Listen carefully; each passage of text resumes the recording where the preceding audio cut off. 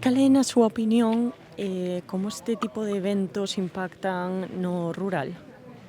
Eu creo que é moi importante para a provincia de Lugo o desenvolvemento de eventos deste tipo, porque poñen a nosa provincia e o rural en concreto. Este evento que se realiza en Sober, un concello pequeno, ten unha trascendencia nos medios, unha trascendencia social e unha trascendencia tamén económica, e axuda ao desenvolvemento desta zona e ao seu coñecemento fora, non? Sobre todo neste momento en que a Ribeira Sacra está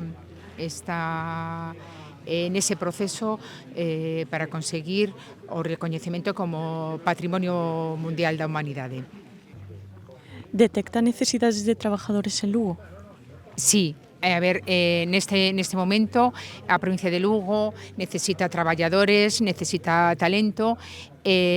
Somos unha provincia con a poboación envellecida e necesitamos que traballadores novos, cualificados, que axuden o desenvolvemento económico e tamén social da propia provincia, sobre todo nos entornos rurais como este. E sobre a cuestión de importación de persoas dende outros países hacia Galicia para dinamizar este empleo, como valora vostede este cuestión? Eu,